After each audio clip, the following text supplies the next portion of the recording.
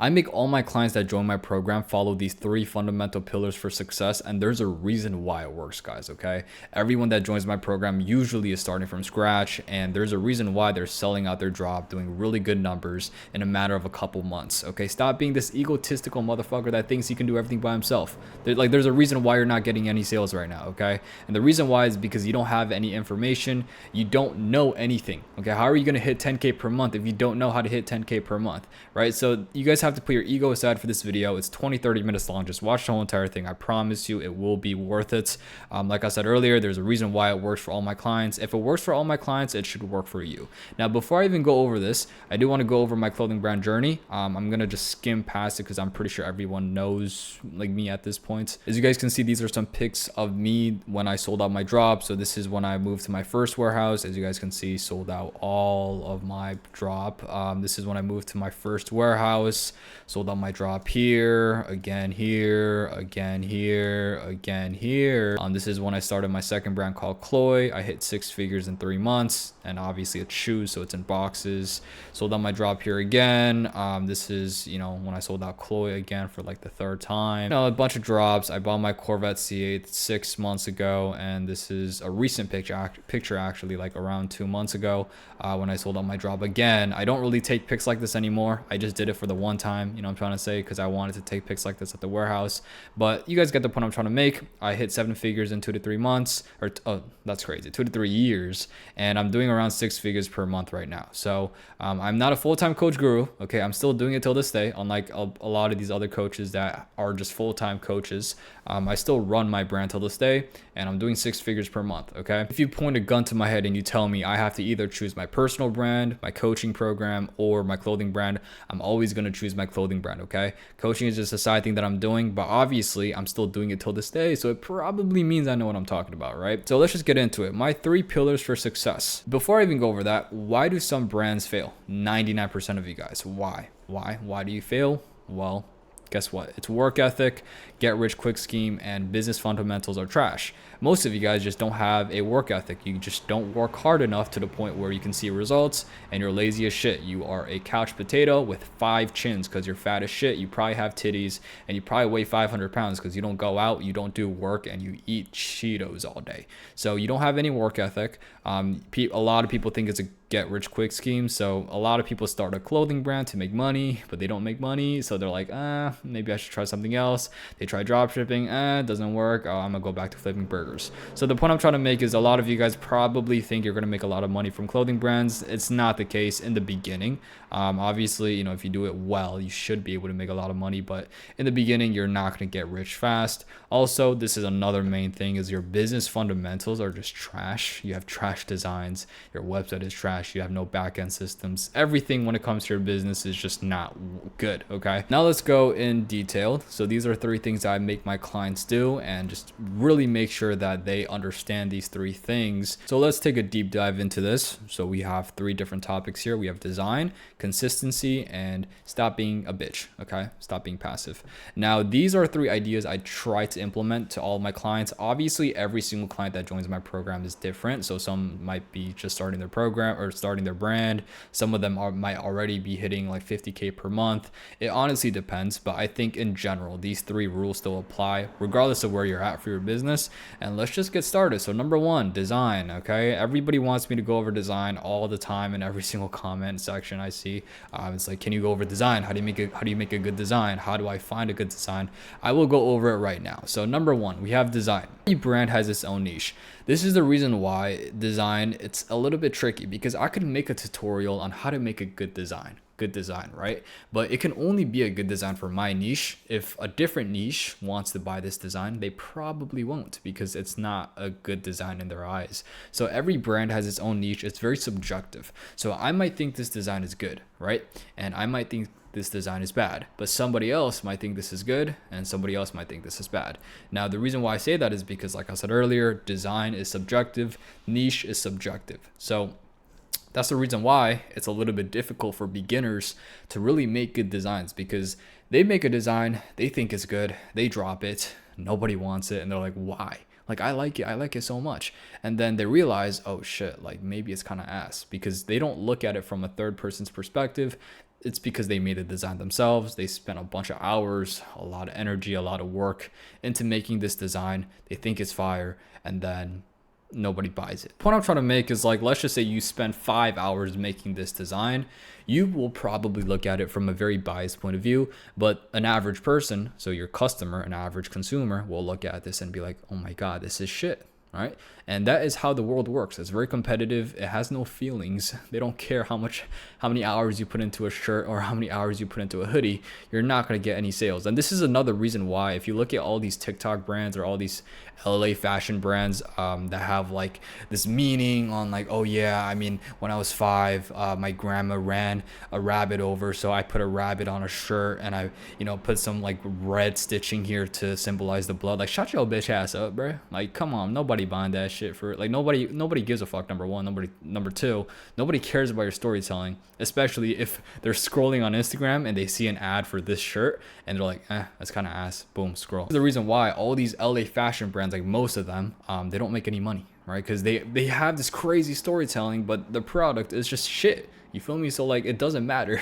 So the point I'm trying to make is, of course, there are subjective good and bad design, or every design is subjective. It could be good or bad. But one thing you guys need to focus on is objective reality. Okay. Is this design objectively good? Obviously not, because it's just a fucking cutout of like sunglasses, a nose, and a mouth. Is this design objectively good? Yeah, I would say so, right? It looks good. And this is how you kind of have to approach design, is you have to be very unbiased. Now, like I said earlier, there is a niche for everything, but for the most part, a lot of you guys approach design in a very biased manner, which is a very big problem, because you guys think that this design is good, for example, but in reality it's not, because it's just ass objectively, right? So that is something that I do with my clients. Like, for example, we have like a design review channel in the Discord, and we have them send designs in the review channel because we want to give them feedback. So let's just say a client sends this design in the chat, right? They send this design. They're like, yo, can you guys give me feedback? Obviously, a bunch of the other clothing brand owners give feedback as well. I would also give feedback, but we would explain why it's good and why it's bad. So for example, if a designer or if a client sent this in the channel, I'd be like, yo, it's bad because number one, it's just a cutout of some random face. It's all over the place. Quality is trash. I don't even know what this is supposed to symbolize. Overall, it looks bad. If they sent something like this, I'd be like, okay, it's pretty good. Maybe you can add some colors here and there, maybe add some distressing here and there like this to make it a little bit better. But yeah, overall, it's pretty good. So like, that's the way that you should kind of approach it. Obviously, most of you guys don't have a community or a mentor to give you feedback, so you have to do that for yourself. But like I said earlier, these are some things that I tell my clients. So that's just an example. And once the brand owner finds their niche, they should never drop anything similar to, I guess, a different niche. So for example, right, let's just say you have a basic minimalistic brand, right? Drop one, it does pretty good. You drop a hoodie, like let's just say your logo is here or whatever. Drop number 2, same thing, basic minimalistic hoodie, you have a logo here. Drop 3, you drop some shit like this. Okay. The problem here is that you're not really targeting your niche. Therefore, your sales will plummet. You're not going to get that many impressions. Nobody will give a fuck about this product. And eventually you just lost money. And the main reason why this is very important is because what I see a lot is a lot of brands that are in a specific niche, especially my clients. I don't know why. Some of them really want to just try a bunch of different things, which is fine if they haven't found their niche yet. But if you already found your niche and you know it's doing good, like let's just say this drop, like drop number 1, let's just say this one flopped. Okay, got 0 sales. Nobody wants to buy it. No DMs, no comments, etc. Then okay, try something else. But let's just say this did really good, and then you're like, okay, I mean, I guess they like minimalistic shit. You drop this a similar colorway and a similar type of design, and it does really good too. Why the fuck would you try like drop some shit like this? It doesn't make sense to me, right? Obviously, some people might be like, oh yeah, I don't really like this style. Like what? Like what are you talking about? And the thing I think differentiates between a business owner that is like gonna do really good versus one that, you know, obviously will fail is they can differentiate between their personal liking and biases versus what their customers want. So for example, when I first started my clothing brand, it was very streetwear. So like a good example is like designs like this, like crazy graphic designs, etc. And I would never wear these type of products, right? Because I don't like my type of fashion style. It's very minimalistic, nothing crazy. And it came to a point where I'm just like, damn, like I don't really like it, but I was getting sales. And I told myself, you know what? I'm going to stack up way more customers. I'm going to get a lot more sales. And then by the time I already hit 6 figures, right? Or I'm already doing good numbers, that's when I'm going to rebrand. And that's exactly what I did. And obviously it's doing well right now. So if you guys are first starting out, you need to make the sacrifice, even though you don't like the niche necessarily. If it's doing good, you're stupid to throw it away, because finding a good niche and finding a product that works is very hard to do in general, and you're throwing that away is crazy. So you guys have to understand, if you find something that works, stick to it. Do not do something different, okay, like this. It just doesn't make sense. Make sure you focus on your niche. Do not get distracted by, I don't know, some shit like this. This happens a lot because most brand owners see a new brand that pops up and they're like, and then it's like a new style. Like Hellstar is a really good example. They have like crazy graphics. I've seen so many brands hop on the Hellstar wave, and guess what? They're not alive right now because, you know, they just hopped on a train and they hopped on a trend that isn't really their niche, and their sales have been going down and down and down, and obviously it plummets and they fail. So please focus on your niche. Do not be distracted on other shit.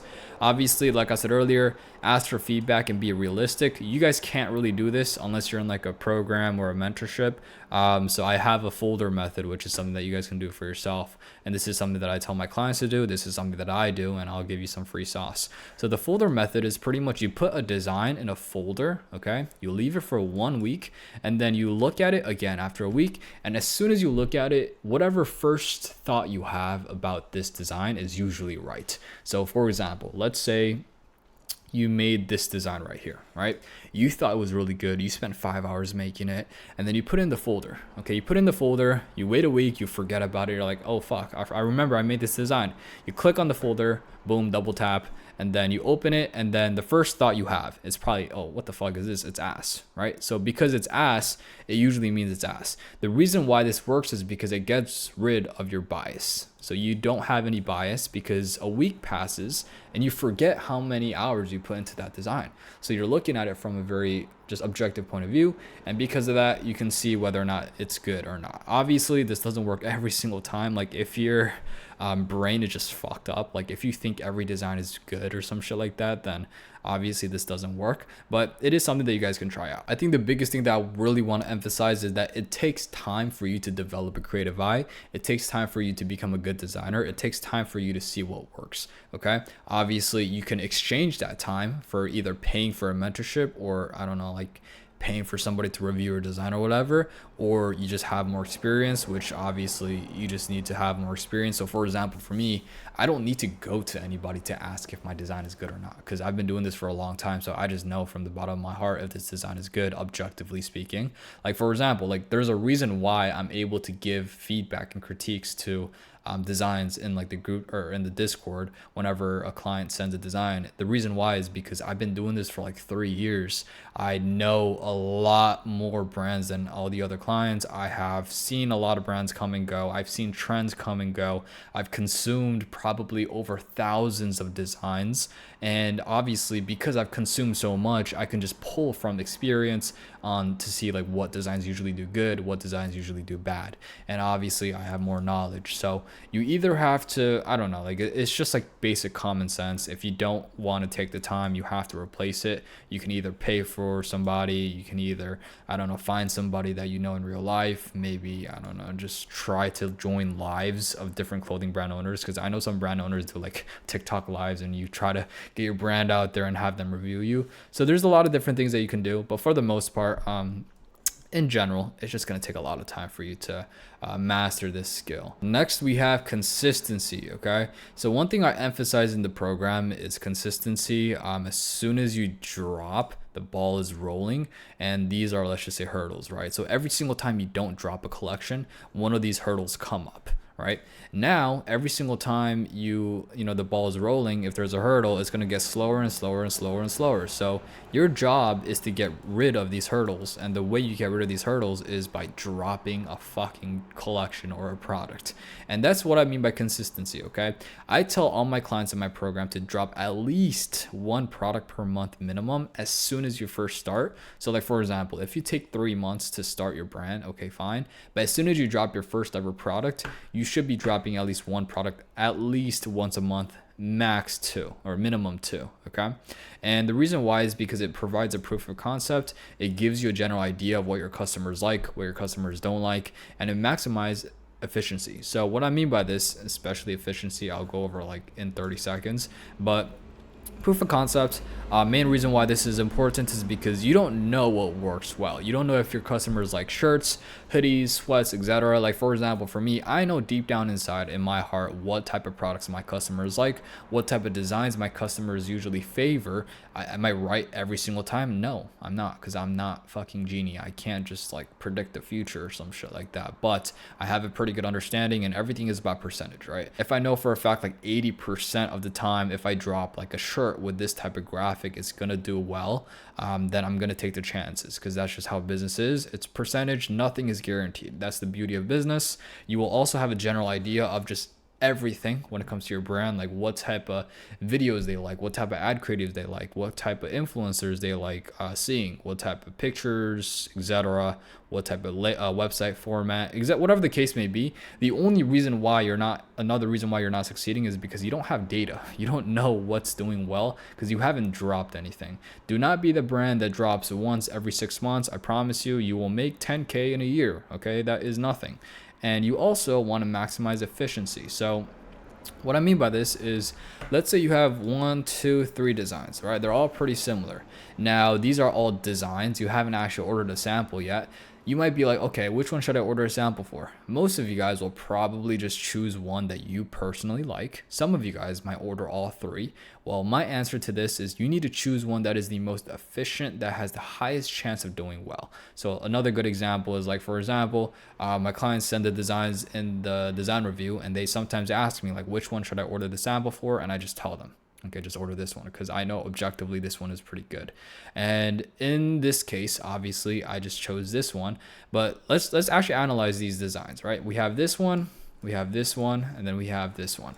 So some of you guys that have a lot of money might order all 3. The problem with this is you have no proof of concept yet, so you don't know if this type of design style will do well. So you might have wasted $500, okay, on samples just by ordering all 3. This is the reason why I'm saying you need to be efficient, because literally yesterday I hopped on a call with my community, and one of the guys told me that he was going to order 6 samples of a product, and he remembers that I told him not to do it because there's like this character in the actual design that he had. And a couple months later, right now, like yesterday, he told me that he fucking hates that character. It's like if you guys know the Hundreds, and they have like a little cartoon character in the brand design, it was similar to that. And he said he hated it, and he thanked me for telling him not to order the 6 samples. So in this case, you don't want to do that. You don't want to order all 3. You want to order 1. Okay, obviously this is just a specific scenario, but let's analyze it. So we have this first one, right? Obviously we're not going to assume that this is ERD. We're going to assume that this is just a regular brand.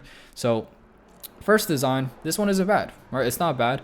It's just a regular long sleeve wash. Okay, it has this stressing here, fine. But the problem is it's literally just your logo. So it's already a no, okay? Because you don't even know if people fuck with your brand. Why would you drop a basic minimalistic piece like this? Now we have these 2, okay? I think actually these 2 are pretty similar. There's no difference between each of them. A problem I see with this one is the collar is too big. And I feel like for the majority, people don't really like collars that are that big. And obviously the wash, this one isn't bad, but I think this one looks prettier because it's a blue. Blue is usually more popular than whatever color this is. And design wise, I think this one pops a little bit more because it's white and this one is black. So I would personally order a sample for this one instead of this one. And obviously these are pretty similar. I think they both work, but in this example, I would choose this. And because I chose this, if I had to put a number on it, the chances of this one succeeding might be 10%, this one might be 30%, and this one might be 40%. right? They can all still work. Like if you really market the fuck out of this one, it could still work. But the problem is the percentage is 10% because the product in itself is just ass. Okay, it's just basic. So I'm going off percentages. I always tell my clients that you need to look at everything from a percentage point. Like, okay, what is the percentage of this doing well? Also, another thing is you guys need to plan ahead. So you guys need to drop at least, or you guys need to plan at least 1 to 2 drops ahead at least. Main reason why is because if you want to drop a collection every single month, that means you need to have at least 2 to 3 products, okay, the samples already with you on hand, so you know what to order for the next month, for the next month. So you guys need to plan at least 1 to 2 drops ahead. This shouldn't be that hard though, because you're only dropping 1 product per month in this example. Obviously, if you're dropping 5 products per month, then you would have to, you know, multiply that by like 2 to 3. So you would have to order at least 20 to 30 samples, and from the 20 to 30 you would have to choose at least 10 to 15 to bulk order, which is very capital heavy. So I don't think a lot of you guys will even go through this problem right now. And finally, we have stop being a pussy. So you guys have to understand, the main thing that I see a lot with a lot of these brand new clothing brand owners, a lot of these brand owners that are not making any sales, is they're too much of a pussy, bro. Like they have no ball sack. They literally have estrogen in them. Like they have no testosterone. They have no like, you know what I'm trying to say? Like that little urge to like take a risk and shit like that. Higher risk usually means high reward. Does this mean be stupid? Of course not. Okay, don't be stupid. But the point I'm trying to make is, to a certain extent, you have to take a risk. That's how business works. If you don't, like, for example, if you don't pay, let's just say you have a bulk order that you really want to buy, and you know for a fact that you can sell it, but you don't want to buy it because it's half of your bank account, like you're spending half of your money. And you know, in this case, some people will buy the bulk order, sell it out, and it'll, you know, get the ball rolling for them. And for you, because you're so much of a pussy, you're just gonna wait it out and wait 4 or 5 months until you save up a little bit more money and then buy the bulk order. But by that point, the other guy's already beating you. He already hit 10K per month, right? Because he started earlier and he took the risk. Obviously, this is not a necessity, but you have to accept it, okay? I think the problem here is, like, a lot of people don't accept the fact that they're a pussy, and because they're a pussy, they're not going to get that many rewards. So I think in general, like, the universe, the world, will reward those that are brave and those that are willing to take a risk. And there's a reason why. This is common sense, but like the whole example with business, like entrepreneurs make the most amount of money usually, but the main reason why is because they take on the most amount of risk. People that flip burgers make the least amount of money, but the reason why is because if the business fails, they can just get another job. If the entrepreneur fails, he loses his whole entire baby, his whole entire life, probably goes in debt, goes broke, whatever, homeless. So that's just life, okay? But some people don't want to accept the fact that, you know, there are other people out there that have advantages, and there are other people out there that are not a pussy like you. So I'll give a very good example, right? We have player A and player B. Okay, most of you guys are player A, unfortunately. Hopefully I could try to convert you to be a regular guy. So player A takes no risk, binges free YouTube videos because he never wants to pay for a course or a mentorship, which is fine. There's nothing wrong with that, but this is just a stereotype. Reinvest only 20% of the money back into the business. He takes a lot of money out because he thinks, like, what if the business fails? Like, oh, I want to take as much money out as possible. Thinks very small. Like, he's like, oh, my next month will be 3K per month. Like, shut your bitch ass up. I make that shit in a day. You feel me? Like, you guys have to think bigger, you know what I'm trying to say? And then player B, which is right here, he buys a 10K mentorship from, like, I don't charge 10K, by the way. This is just like an example. Buys like a 10K mentorship from a clothing brand owner, flies out to LA because some influencer wanted to collab, spends his like last $500. But obviously, because he did that, you know, there is a lot of risk, but there is a lot of reward. Like, he might have a rapper or a celebrity wear his product, and obviously networking. Reinvest 100% of the money back into the business and doesn't give a fuck. This is the main thing right here. He just doesn't give a fuck. So what happens to both of these guys? So player A, like I said earlier, this is the pussy. He will make less mistakes. So this is better, right? He's making like less mistakes, but he's going to have, and obviously less losses because he's making less mistakes, but he's going to have less rewards. So for example, let's say he's making 1K per month because of this, right? If he fails a drop, he's only making like $500, which isn't anything crazy. So it's not a crazy loss. And for example, with this person, obviously he's going to have more losses, but he's going to have more rewards. So because he's having more reward in general, right? He's going to make 5K per month instead of 1K per month. And let's just say because he's taking a lot of risk, for another month he makes $0, and then the next month he makes 5K again. If you do the math, right, this guy is winning all the time because of the fact that he's taking so much more risk. He, even though his losses are bigger, because his wins are even bigger, it cancels out for the losses. This is the concept of like the winner's effect, I believe. Like, even though, like, for example, Michael Jordan, right? Like, he probably missed, I believe, like 30 game winner shots, like a bunch, like 100 something. Yeah, I think 30 is too low. Like over 100 game winner shots, but nobody gives a fuck. Nobody remembers it because they just remember the best moments. They just remember the best game winning moments. And that's just how life is. Like, the winners at the top obviously make mistakes. They make a lot of bad mistakes, whatever, have a lot of bad losses. But because their wins are so good, it makes up for all the losses. And you guys never want to be the pussy here because it'll take like 5 years for you to catch up to this guy. But this guy can do it in 1 year. You know what I'm trying to say? That's the main difference. So long term, this person will win. Like I said earlier, main reason why is because business is a competition, okay? If you're willing to put $1,000 into your bulk order and somebody else is willing to put $5,000, the guy that puts $5,000 is gonna win. If you're willing to put $30 for a little course from a clothing brand owner, and another guy is willing to put 20K down for like a clothing brand mentorship, the guy who put 20K down will usually win. Obviously, there are exceptions, blah blah blah, but I'm talking about majority. And the more you put in, the more you'll win. Okay, that's just how life works. So that is the reason why you guys cannot be a pussy, really, if you really want to succeed. And that's pretty much it. Hopefully you guys enjoyed this video. Like I said earlier in the beginning of the video, if you guys are interested in working with me, the first link in bio is a form to see if you're qualified. Unfortunately, we are a bit strict because obviously we want to uphold the standard of the program. So the reason why I made these videos is because I really want to find good clients. I feel like the only way that I can find good clients is by just giving out really good game, and those who really, believe in me will, want to work with me. And I think it's a win-win, right? I get a testimonial because you guys do really good, and I also get really good clients that really work hard, and you guys get a successful clothing brand. So hopefully you guys enjoyed this video. Like I said earlier, if you guys do want to work with me and join my Inner Circle program, first link in bio. If not, totally fine. And yeah, I'll see you guys in the next one.